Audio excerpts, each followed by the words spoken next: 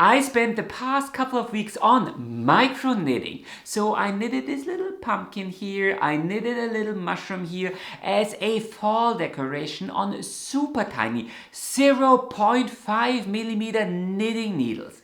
And I thought I'd show you how I do it, show you super close-ups of these finished objects that are barely bigger than a cent coin, and share some micro knitting tips and tricks for all those of you who want to give it a try.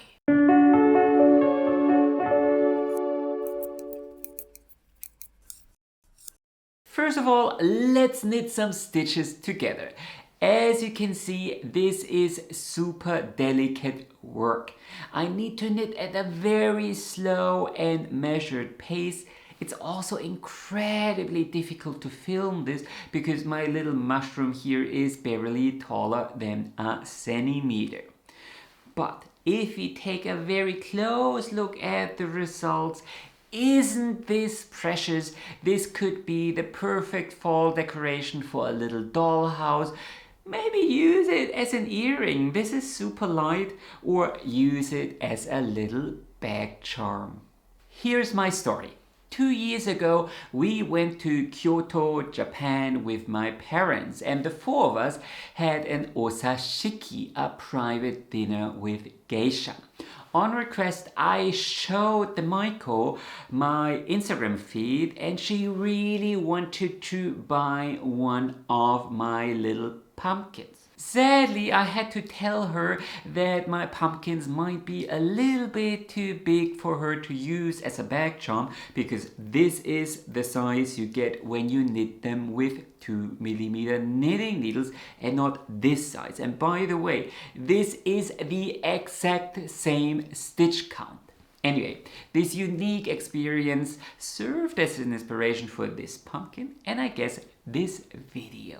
So let's talk a little bit more about micro knitting, my process, tips and tricks in case you want to give knitting on 0.5 millimeter thick knitting needles a try. First of all, we need to talk about the knitting speed. So normally I knit like this, so very quick with about a stitch per second. Yet you can quite clearly see that I am a lot slower when it comes to micro knitting. And there are multiple reasons for that. So first of all, the needles and especially the tips are not as perfect as, you know, when you use your Chagu or Knit Pro 2 millimeter knitting needles. Then the yarn really is not meant for knitting. I mean, it's not yarn to begin with, but sewing thread. And of course, my eyesight and the dexterity of my fingers both have certain limits. And that is something you absolutely need to be aware of. So a pumpkin like this one here, or like this one here, takes me maybe 2, 3, maybe 4 hours. This micro pumpkin took me 3 days. You will also quickly notice that knitting works differently at such a fine gauge. For example, a single cast on will be almost impossible to knit across in the first row or round, and that's why you need to switch to a long tail cast on or a knitted cast on. Both work very well for me. And when your pattern starts with a single cast on, you need to make those adjustments. Secondly, a lot of decreases require quite a bit of leverage where you need to enter them from a different angle than usual. But you don't have that leverage. These thin needles, the thin yarn, but also the sheer size of these stitches make it almost impossible to knit two together or SSK, slip, slip, knit. But you can knit those in a different way. So for knit two together, I knit one, slip it back to the left needle, pass over, and then slip that stitch back to the right needle. And for SSK, I will slip, knit, and pass, and then it works. The very same applies to increases where you typically have to lift or enter something. lift back a strand, enter a stitch below, or parts of a stitch below, or enter a stitch twice, things like that. And this can also be very difficult. You will notice that easy stitches such as make one left or make one right are very, very difficult to knit without dropping the adjacent stitches or lifted increases. So I actually knit my KLLs like this. I pick a different knitting needle and then I use that to lift it back to the left needle, because it's virtually impossible to find that stitch using the same needle, because when you angle your needles down, they will distort the stitches below and then you see nothing.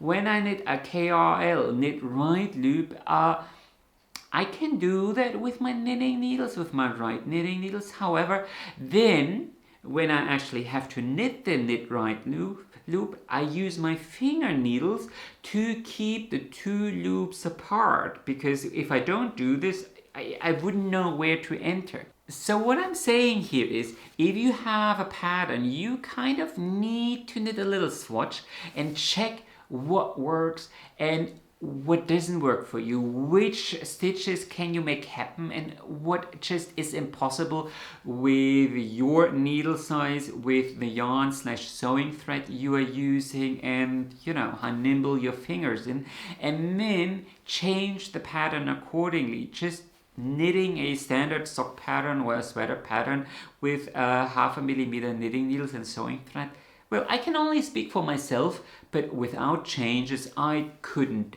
make that. No chance. One of the reasons why I am a lot slower has to do with the fact that I need to take frequent breaks. Micro knitting is extremely taxing to the point where I would even call it self-damaging. It's very taxing for your eyes because you need to focus on these tiny stitches that are not even 1 millimeter wide, but also on your back, because you constantly need to crane down your neck so much and bring your hands so close to your eyes, which is anything but a relaxed knitting position.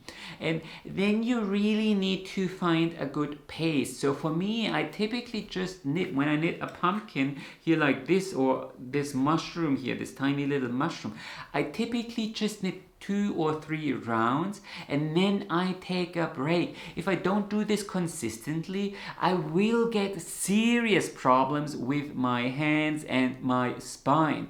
And mind you, my breaks are not just 5 minutes or so.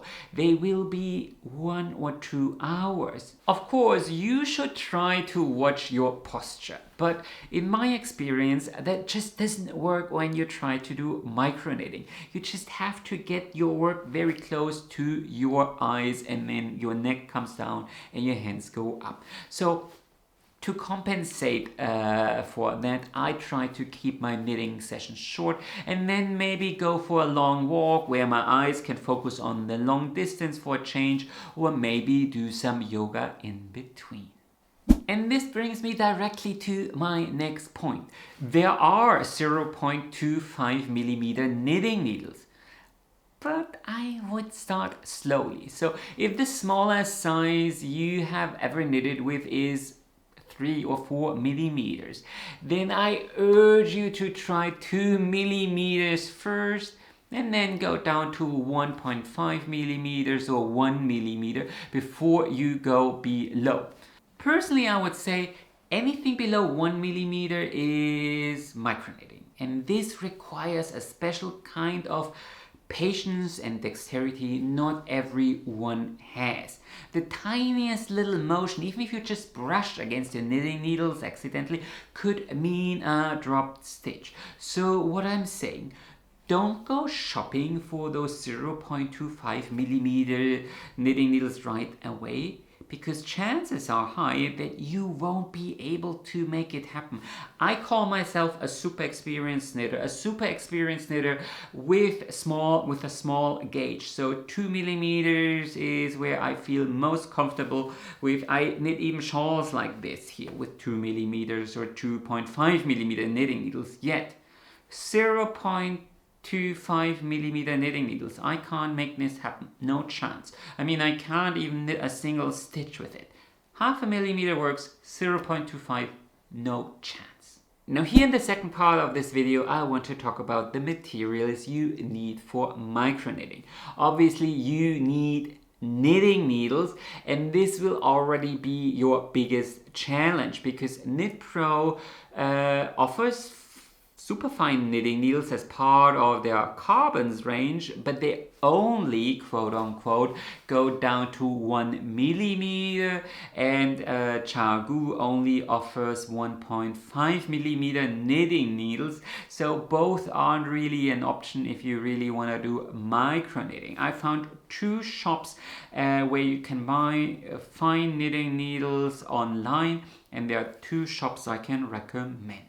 The first place I can recommend is Althea Chrome. She is what one could call the OG micro knitter. She was the one who knitted the outfits for the Coraline movie, and on her website you can buy knitting needles. They come in these cute little tubes, start at 1 millimeter, and it goes down all the way to 0.25 millimeters.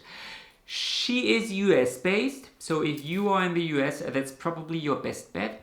Please note that the DPNs, and she only sells DPNs, I'm not aware of circulars in that size range at all. These DPNs come in sets of 4. So if you are used to knitting with 5 DPNs, then this might present a challenge, so maybe buy 2 sets. The other place I found is called Ulis Puppenstube. They are based in Germany, and there you can get sets of 5 DPNs, which is of course a lot better and easier to knit in the round with. However, they only go down to half a millimeter. So they have 1 millimeter, 0.8, 0.6 and half a millimeter, but not below that, if that's one of your concerns, which I am not sure it is. I have to say that the needles of Ulis Puppenstube are a lot sharper, and I think their tips are also a little bit more consistent, so they work a little bit better for more complicated patterns. But of course, shipping these needles internationally, especially with recent tariffs, stuff like that, I'm not sure if it really makes sense, but I would say those are actually the better deal and the better needles. But both are actually remarkably durable, so I actually thought they would end up crooked after the second round or so. Yet I've knitted quite a while with all of these knitting needles, and all of them are still perfectly straight. I'm not even sure how this happened, but there I am. They're all still perfectly straight. So if that's one of your concerns, yeah, I don't think you should be worried about that. I mean, within reasons, don't step on it or something like that. And I'm sure you can bend it. But if you use them carefully, which you typically need to do anyway, no worries. You also need yarn, but you know, calling it yarn is actually a little bit deceiving, because even most lace yarn will be way too thick for anything below 1 millimeters. So there are special yarn weights made for these heirloom lace shawls. Think Shetland Islands, things like that. So there is gossamer, which is 25 grams is 1 kilometer, or 1 ounce is 1,240 yards. And then there's ethereal, so this is 25 grams skein, and it has a yardage of 1.5 kilometers, or its 1 ounce is 1,860 yards. And that's how fine it is. However, it will be very difficult to find this gossamer and ethereal yarn in anything but white. So Jamieson of Shetland also has some cobweb, which is of course thicker than gossamer, and ultra lace weight yarn, which is yet thicker in different colors. This would be your best bet if you actually want knitting yarn. Your easiest and best choice is actually sewing thread. I personally would stay away from silk thread because it's a little bit too slippery and you will have a hard time entering those stitches because it's so unforgiving. Your best choice is actually cotton sewing thread, and this should be very easy to buy at your local craft shop. If you look long and hard, you might be able to find a woolen sewing thread, maybe in a historic, in a shop specializing on historic costumes, things like that. Maybe you can find something, and if you want to micro knit socks or a sweater, this obviously will look best. However, it will not be very easy to knit with because yarn is woolen yarn, sheep wool is slightly fussy. And if you think about it, the fibers also have a certain thickness, and compared to silk and cotton, wool is actually rather coarse, so the knitting needles are almost as thick as the individual hairs. This makes you can easily split the yarn, and also because it's slightly fussy, you barely see where you need to enter, so it will be a lot harder to knit with than cotton thread. However, I mean, it certainly is a choice. I dropped the link for these in the description below as well. The third thing you absolutely need is a magnification lens.